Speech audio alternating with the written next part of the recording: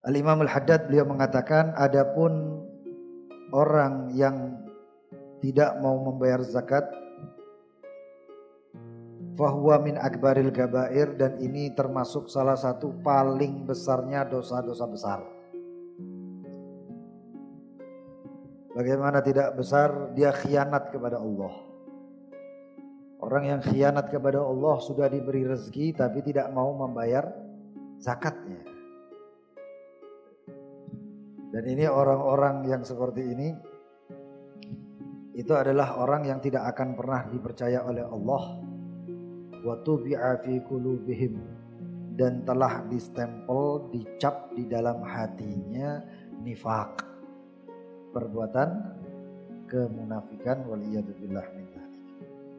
Wa qad waradat fihi, dan telah diwaridkan, diriwayatkan di dalam orang yang tidak mau membayar zakat berapa ancaman-ancaman, teguran-teguran dari Allah Subhanahu wa taala dan dari Rasulnya sallallahu alaihi wasallam. Orang yang tidak mau membayar zakat ditakutkan kepadanya meninggalnya dalam keadaan su'ul khatimah. Wa in shalla wa sham, walaupun dia puasa dan sholat.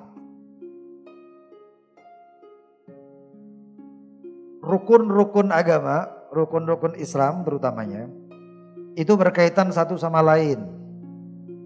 Kecuali yang ada keringanannya adalah tentang masalah haji. Orang menjalankan rukun Islam yang kedua tapi tidak melakukan rukun pertama, yang kedua tadi gak sah. Yang kita ketahui rukun Islam, syahadatu an la ilaha illallah wa anna muhammadar rasulullah wa iqamus salah. Dia bersyahadat, setelah syahadatnya kemudian dia sholat, sholatnya sah. Tapi sholat tapi dia sebelumnya tidak pernah bersyahadat, berarti belum Islam. Maka sholatnya gak sah. Dia syahadat, dia sholat, tapi dia tidak berpuasa. Sebagian ulama mengatakan asi, tukang maksiat ini. Tapi ketidakpuasaannya dia menyebabkan sholatnya pun tidak diangkat oleh Allah Subhanahu wa taala. Dalam riwayat hadis dikatakan maknanya, barang siapa yang dia ketika bulan Ramadannya tidak berpuasa, maka Allah tidak terima sholatnya dan tidak terima zakatnya. Dia puasa, dia sholat, dia syahadat tapi tidak zakat. Maka termasuk golongan mani'uz zakah, orang yang tidak mau membayar zakatnya.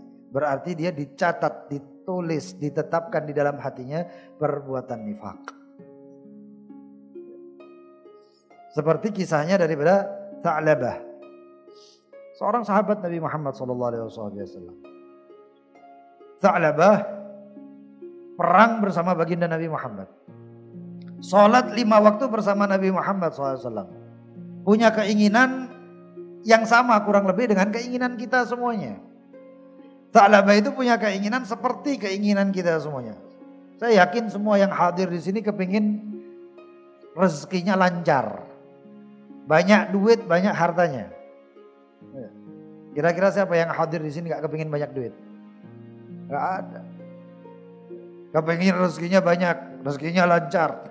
Kadang-kadang bahkan dia bersumpah, atau kadang-kadang dia mungkin menangis meminta kepada Allah, ya Allah, jika engkau berikan rezeki yang banyak, ya Rabb, saya pengen bantu orang. Yang gak mampu saya beri duit. Yang sakit saya beri uang supaya dia berobat. Yang lapar saya belikan makanan untuk dia menghilangkan rasa laparnya. Ya Rabb, saya akan selalu bersedekah dan lain sebagainya dan lain sebagainya. Ini seperti ucapannya Tha'labah. Datang Tha'labah kepada baginda Nabi Muhammad SAW mengatakan, ya Rasulullah, ud'uli. Ya Rasulullah, doakan aku ya Rasul, supaya rezekiku banyak.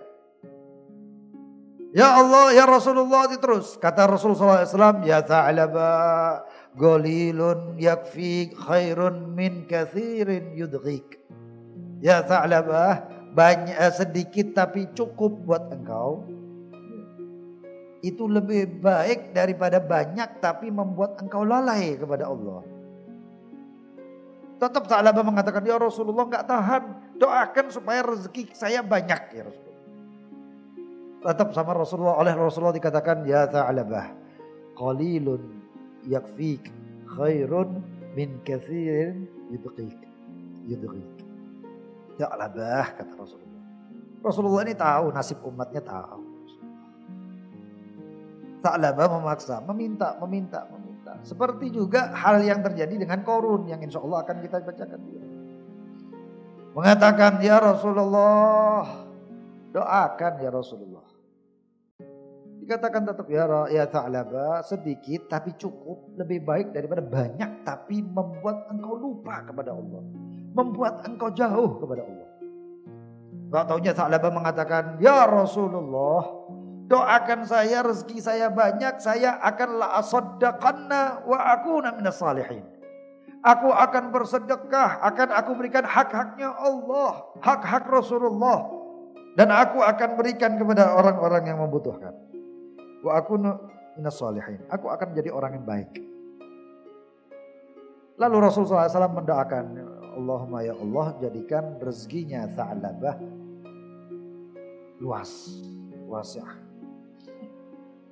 Doa Rasulullah gak pernah luput, gak pernah lepas, gak pernah gagal. Lalu begitu balik, Tha'labah mengaminkan dan balik. Gak taunya Tha'labah ketika dalam perjalanan mendapatkan 1 atau 2 ekor pasangan kambing. Dan subhanallah berkat doanya Rasulullah, maka kambing tersebut dan menjadi banyak, melahirkan banyak.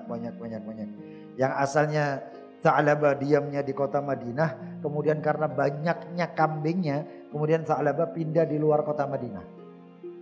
Dan dulu yang sebelumnya sholat 5 waktu bersama baginda Nabi Muhammad, lalu Tha'labah mengurangi sehingga sholat berjamaah dengan Rasulullah hanya sholat zuhur dan asar saja. Lalu kemudian tambah banyak, kambingnya semakin banyak, akhirnya zuhur, asar sudah tidak sholat bersama Rasulullah. Cuman sholat Jumat saja yang dilakukan. Gak cukup, tambah semakin banyak. Sehingga Tha'labah pun kewalahan. Bangga dengan apa yang dia miliki daripada kambing-kambing tadi. Lalu bagaimana? Lalu kemudian Tha'labah pun sholat Jumatnya pun gak sholat lagi sudah. Turun perintah Allah Subhanahu wa taala kepada Rasulullah untuk membayar zakat. Khudhu min amwalikum shadaqah. Ambil daripada harta-harta mereka umat muslimin, umat Muhammad untuk bersedekah liyutahhirukum, untuk mensucikan. Diutus oleh Rasulullah SAW 2 orang sahabatnya untuk berangkat ke Tha'labah. Berangkat 2 orang tadi. Begitu sampai di tempat Tha'labah, lalu kemudian Tha'labah melihat 2 orang sahabat datang, dipikir tamu. Begitu datang ditanya apa keperluannya. Begitu ditanya keperluannya, enggak taunya si Tha'labah mengatakan, hada ukhtul jizyah, katanya. Ini seperti jizyah, katanya.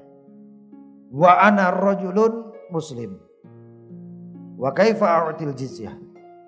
Sedangkan saya adalah orang muslim. Bagaimana saya memberikan jizyah? Saya muslim kok dimintai jizyah. Balik orang tadi. Coba yang lain duduk. Pengajian duduk. Betul Habib. Sallallahu alaihi. Kasih lewat Habib Fitri.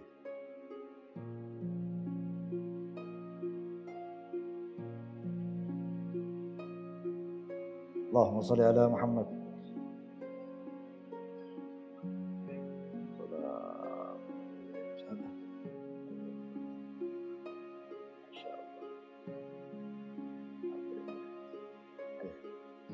Tha'labah gak mau membayar. Pulang 2 orang sahabat tadi.